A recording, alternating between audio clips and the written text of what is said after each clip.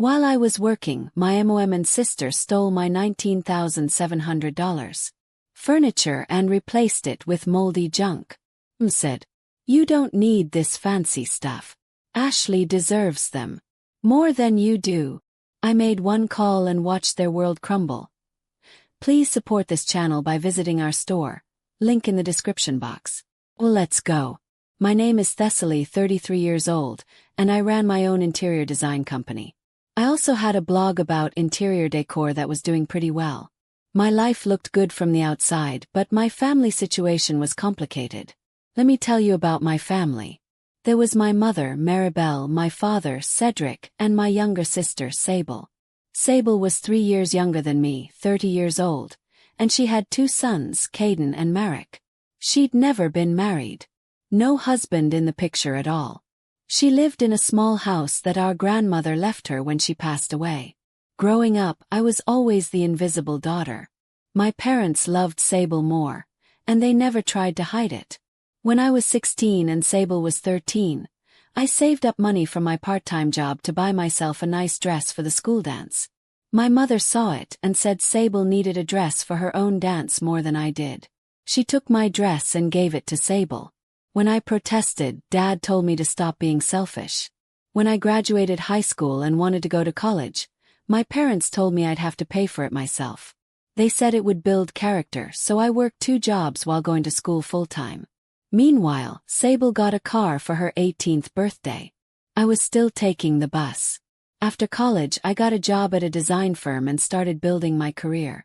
Sable racked up credit card debt. $1,750 the first time. My parents called me and said, "Family helps family." Paid it. Then it was $2,460. Paid that too. When Sable had her 2 boys, I started sending her $825 every month to help with expenses. $825 every single month for 3 years. And what did Sable do with all that help? She posted vacation photos on Instagram. Beach trips, weekend getaways. Meanwhile, I was eating ramen and saving every penny I could. But things were finally looking up for me. I just bought my first house in the suburbs. It wasn't huge, but it was mine. I'd worked so hard for it. I planned everything carefully. I ordered beautiful furniture for almost $19,700. A gorgeous slate gray sofa for the living room, a glass coffee table and matching side tables, a chic walnut wardrobe, and a beautiful bed for my bedroom. Everything was perfect. I also did some renovation work myself. I repainted the walls in the living room a soft cream color. I did my bedroom in a calm blue-gray. The house was coming together exactly how I wanted it. 2 weeks before my planned housewarming party, I posted about it in the family chat. Mom messaged back immediately. "Can we come see it before the party? I want to see what you've done with the place." I was surprised. Mom never showed much interest in my life. But I said yes. Maybe things were changing. Mom came over with Sable. They walked through the house. Mom made admiring noises, clicking her tongue and touching the walls I'd painted. Sable looked around with this weird expression on her face, like she was jealous or something. She didn't say much. We were standing in the living room when my phone rang. It was the furniture company. "Miss Thessaly, we're calling to confirm delivery tomorrow between 10 and 2. My heart sank. Tomorrow I had a huge meeting with a potential client. Big one. The kind that could really help my business grow. I couldn't reschedule it. "Oh no," I said. "I have an important work meeting tomorrow. Is there any way we could change the delivery day?" "I'm sorry, ma'am. This is the scheduled date. If you're not available, we'd have to reschedule for 3 weeks from now." 3 weeks would be after my housewarming party. I needed the furniture before then. Mom had been listening. "I can take the delivery for you," she said. "Give me a spare key. I'll be here to receive everything." I was so happy. Maybe Mom was finally taking an interest in my life. Maybe she was proud of me. I gave her the spare key right there. The next day I came home from my meeting feeling great. The client had loved my designs. We were moving forward with a big project. I walked into my house and saw my furniture. The gray sofa looked perfect in the living room. The coffee table gleamed. I went upstairs and saw my bed, my wardrobe. Everything was beautiful. I was so excited about the housewarming party that I completely forgot to get the spare key back from Mom. I was busy with work, with planning, with posting sneak peeks on my blog. The days flew by. Friday evening I came home from work exhausted. I'd had back-to-back client meetings all day. I opened my front door and stopped dead. My furniture was gone. The gray sofa wasn't there. Instead, there was this awful sagging couch with stuffing coming out of the cushions. The glass coffee table was gone. In its place was a scratched-up wooden table that looked like it had been dragged behind a truck. I ran upstairs to my bedroom. My beautiful bed was gone. My wardrobe was gone. On the floor was a mattress and a small cot. Both looked ancient. I recognized this furniture. It was from Sable's house. I'd seen it when I'd visited her. My phone buzzed. A message from Sable. It was photos. Caden and Merrick jumping on my gray sofa in Sable's house. The caption read, "Best gift from Sis in forever. The boys are so happy." I stood there staring at my phone. Then it hit me. Mom and Sable had stolen my furniture. While I was at work, they'd come into my house with that spare key and taken everything. They'd replaced it with Sable's junk. I sat down on the living room floor. I couldn't bring myself to sit on that disgusting, sagging couch. My mind was racing. This wasn't the first time. I'd been the family item my entire life. Paid for everything. I helped with everything. And what did I get? Nothing. Not even basic respect. I pulled out my phone and went to Sable's Instagram. She'd posted more photos. Her in my house sitting on my new bed, lounging on my sofa. The caption said she'd bought all this new furniture for her boys. She was taking credit for my stuff. I was shaking, actually shaking with rage. I sat there on the floor for 30 minutes, just breathing, trying to calm down. Then I grabbed my car keys and drove to Sable's house. Sable opened the door, looking calm. Too calm, like she'd been expecting me. "What are you doing here?" she asked. I pushed past her into the house. My furniture was crammed into her tiny living room. The gray sofa was squeezed against one wall. My coffee table was in the middle of the room, barely fitting. Through the bedroom door, I could see my bed and wardrobe. Mom and Dad were sitting on my sofa. They were drinking tea like nothing was wrong. "What the hell is this?" said. My voice was shaking. "That's my furniture." "Tess, calm down," Mom said. She didn't even look guilty. "You live alone in that big house. You don't need all this fancy stuff. Sable has 2 children. They need it more than you do. I paid $19,700 for that furniture. You stole it from my house." Sable laughed. She laughed. She walked over to my sofa and ran her hand across it. "You're a decorator, Thessaly. You can turn my old furniture into vintage art pieces or something. Make it work. That's what you do, right?" I stared at her. She was grinning at me, grinning. "Give me back my furniture now." That's when Caden and Merrick came running out of the bedroom. They threw themselves at me, crying. "Aunt Tess, please don't take our sofa," Caden wailed. "We love it so much. Please, please don't." Merrick sobbed. I looked at Sable. She was watching her sons with this satisfied smirk. She'd told them to do this, then she'd coached them to cry and beg. She was using her own kids to manipulate me. "Thessaly, look what you've done," Dad said. He stood up from my sofa. "You've upset the boys. You're behaving outrageously. They're crying because of you." "They're crying because of you," I said. "They're crying because Sable told them to." "Don't you dare accuse me of that," Sable snapped. "My boys are genuinely upset. You're trying to take away their furniture." Mom started crying. Real tears. "Thessaly, how can you be so selfish? These are your nephews, your family, and you want to take their things away." Pulled out my phone. My hands were shaking so hard I almost dropped it. "What are you doing?" Sable asked. Her voice had an edge to it now. "Calling the police." "You wouldn't dare," Mom said. "Watch me." I dialed 911. Mom started screaming at me. Sable was saying I'd regret this, that I was making the biggest mistake of my life. The boys were still crying, though I noticed they were peeking at me through their fingers to see if it was working. 2 police officers arrived 15 minutes later, a man and a woman. They looked at the situation calmly. "What seems to be the problem?" the male officer asked. I showed them the purchase receipts for my furniture. I had everything on my phone. The invoice from the furniture company, the delivery confirmation, my credit card statement showing the $19,700 charge. "This is my furniture," I said. "I bought it for my house.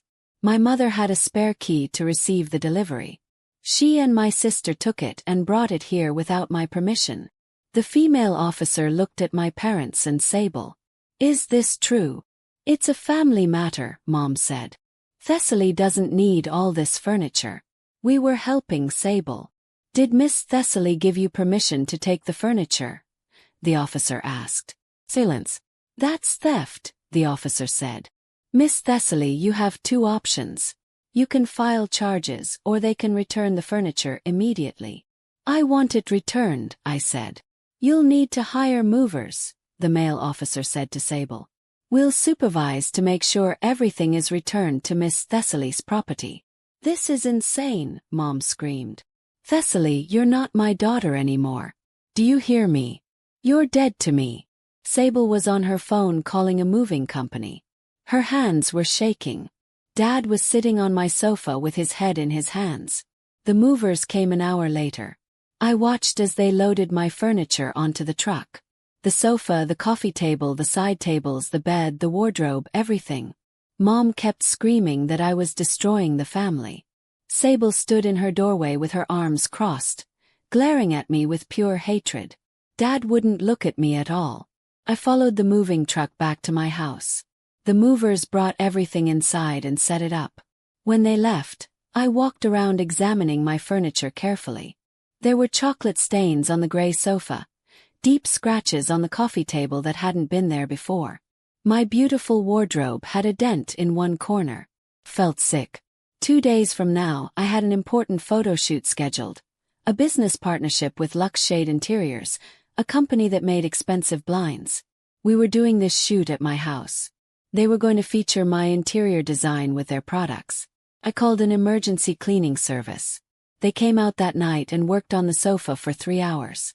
They got most of the chocolate out, but you could still see faint stains if you looked close enough. The next morning, I woke up exhausted. I checked my social media and my stomach dropped. Sable had posted a photo. It was my living room, but with her old sagging couch and scratched table in it. But in the background, you could see the expensive Luxe Shade blinds I'd installed for the photo shoot. The caption read, "Real decorator taste. This is what real influencers choose. Vintage is always better than fake new." She was calling my style fake.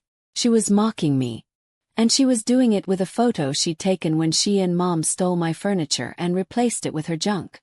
I immediately called the representative from Luxe Shade, a woman named Jenna Arlo. "Jenna, I need to explain something before you see any social media posts." I told her everything.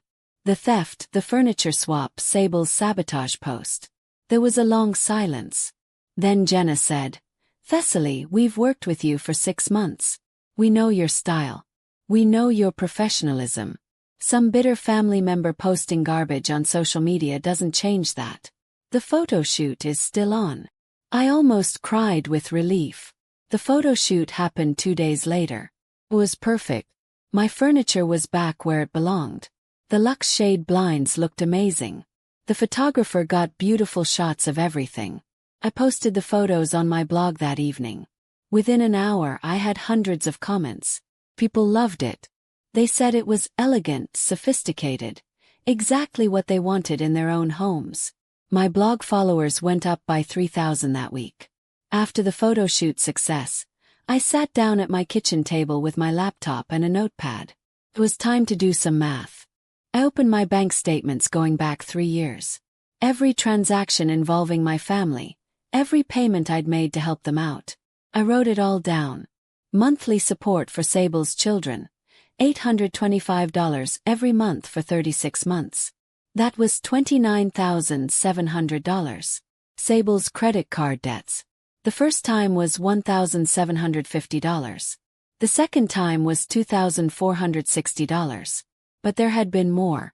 Over the years, I paid off $30,900 of her debt. My parents' car insurance. They'd asked me to cover it 5 years ago because Dad had lost his job temporarily. Temporarily turned into permanently. I'd been paying it ever since. $15,400 total. The grand total was $76,000. I stared at that number. Almost $80,000. Money I'd earned. Money I'd given them because they were family. And what had I gotten in return? Stolen furniture and social media sabotage. I typed up an invoice, professional looking like the ones I sent my design clients. I listed every payment with dates and amounts. At the bottom I wrote, "The ATM is now closed permanently." I emailed it to Mom, Dad, and Sable. Then I blocked all their numbers. My Aunt Lorraine called me 2 days later. She was Mom's sister, but we'd always gotten along. "Tess, I heard what happened," she said. "I just wanted you to know I think you did the right thing." "Thanks, Aunt Lorraine. Also, your mother and Sable are fighting. Maribel is blaming Sable for the whole thing. Says it was Sable's idea and she just went along with it. Sable is saying Maribel planned everything and she was just following orders. They're screaming at each other every day. I didn't feel sorry for either of them." "Good. Are you still having your housewarming party?" "Yes. Next week. Can I come?" "Of course." The housewarming party was wonderful. Aunt Lorraine came. Some cousins who'd always been nice to me came. My friends from work came. My business partners came. The house looked beautiful. Everyone complimented my design choices. Mom, Dad, and Sable weren't there. I hadn't invited them. For the next 3 months I got calls from random numbers. When I answered, it was family members begging me to forgive Mom and Sable, to give them another chance, to remember that family is forever. I stopped answering calls from numbers I didn't recognize. Then one Saturday afternoon there was a knock on my door. I looked through the peephole and saw Dad standing there alone. "Open the door." "What do you want?" "Can we talk?" he asked. He looked older than I remembered. Tired. I let him in. We sat in my living room on my gray sofa. The chocolate stains were mostly gone now. "I'm sorry," Dad said. "I'm sorry for everything. For always taking Sable's side. For ignoring you, for letting your mother and sister steal from you." I didn't say anything.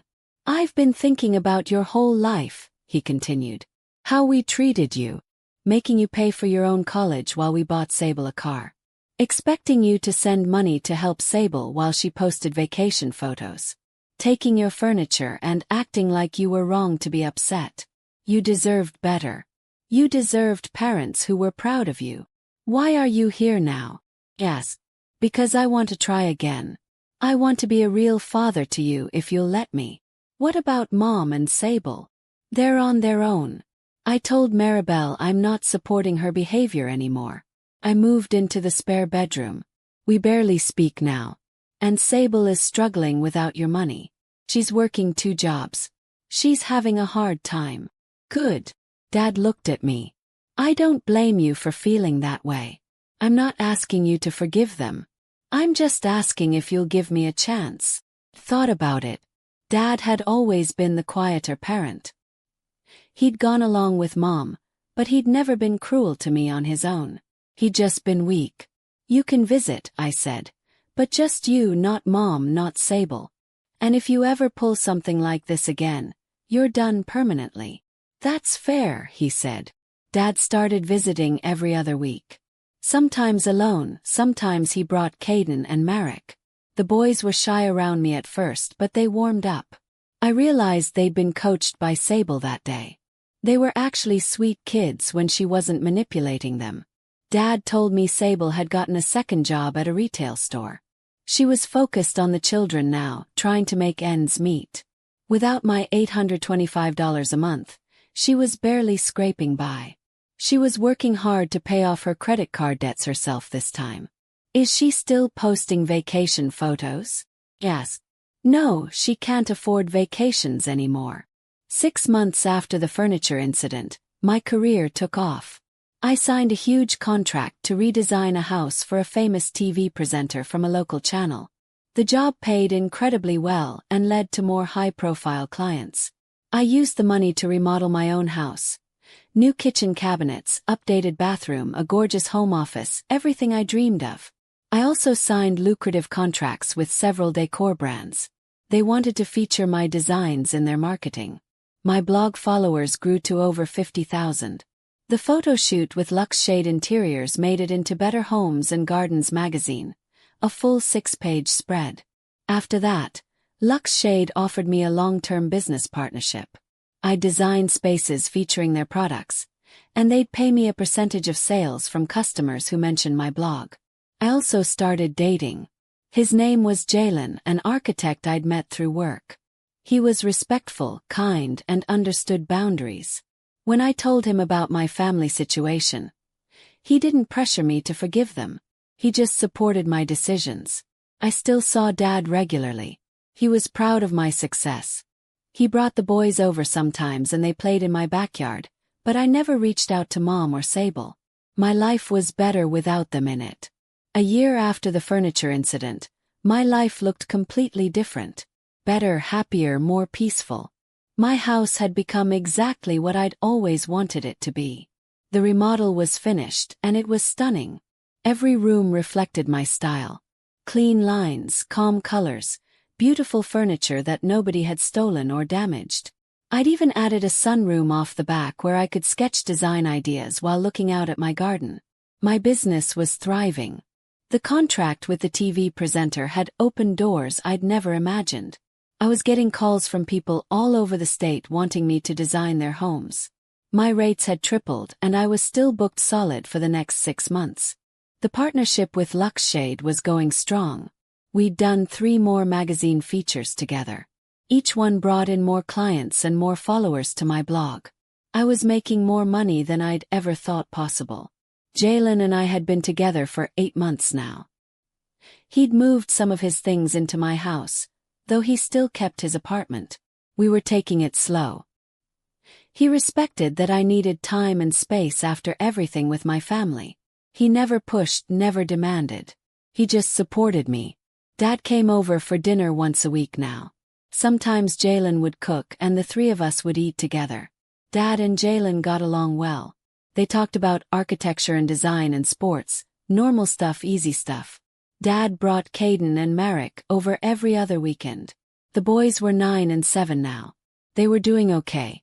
They didn't talk about their mother much when they were with me.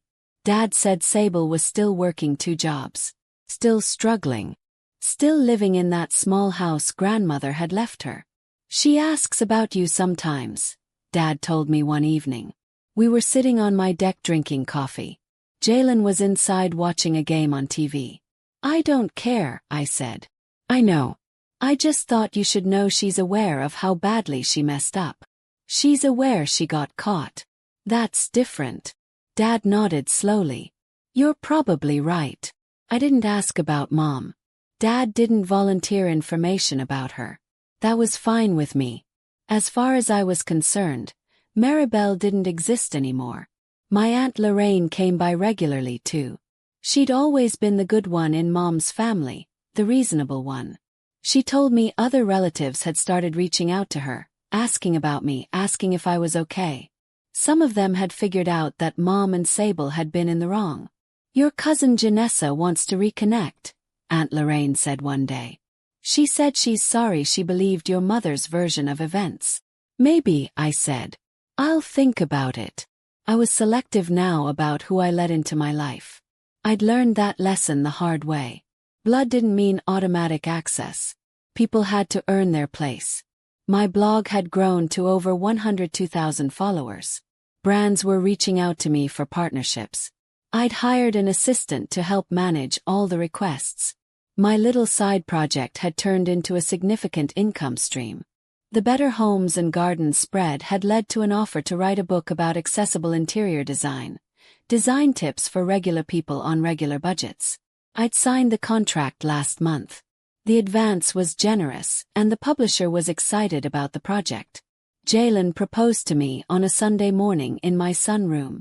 Nothing fancy, no big production, just him and me and coffee and the morning light coming through the windows.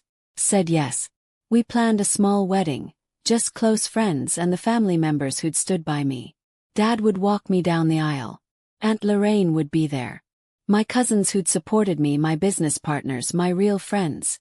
Not Mom, not Sable. I didn't even consider inviting them. The wedding was in my backyard 6 months later. It was perfect, simple and elegant, and exactly what we wanted. Dad cried when he walked me down the aisle. He told me he was proud of me, that he should have said it years ago. Caden and Merrick were ring bearers. They took their job very seriously, walking slowly and carefully with the rings on small pillows. After the ceremony, they ran around the yard with the other kids, happy and carefree. Jalen and I honeymooned in Italy. 2 weeks of art and architecture and amazing food. When we got back, we started house hunting for something bigger, a place we could design together from the ground up. I heard through Dad that Sable had seen photos from the wedding on social media. Someone had posted pictures and tagged me. Sable had called Dad crying, saying she should have been there, that she was my sister. "What did you tell her?" he asked. "I told her she made her choices and now she has to live with them," Dad said. Smiled. Dad had come a long way. A year after the wedding, Jalen and I moved into our new house. It was beautiful. We designed most of it ourselves. Big windows, open floor plan, a studio for me, and an office for Jalen. Room for the family we were planning. My business had expanded. I had 3 employees now. We were doing commercial projects as well as residential. My book had been published and was selling well. I was getting invited to speak at design conferences. Sometimes I drove past Sable's small house. I never stopped. I just noticed it in passing. The paint was peeling. The yard was overgrown. Her car, the one Dad had bought her years ago, was in the driveway looking old and worn. I didn't feel guilty. I didn't feel sorry. I just felt nothing. She'd tried to take what was mine. She'd tried to sabotage my success. She'd spent years using me as her personal bank account. And when I'd finally stood up for myself, she'd acted like I was the villain. Now she was working multiple jobs to survive. Now she understood what it was like to earn everything yourself. Now she knew what I'd gone through while she'd been posting vacation photos. Bought with my money. I had everything I'd worked for. A successful business, a beautiful home, a partner who respected me, a relationship with my father on my own terms. Sable had what she'd earned, exactly what she deserved, and I was completely fine with that. My life was mine now. Fully and completely mine. Nobody was taking anything from me ever again. That was the real happy ending.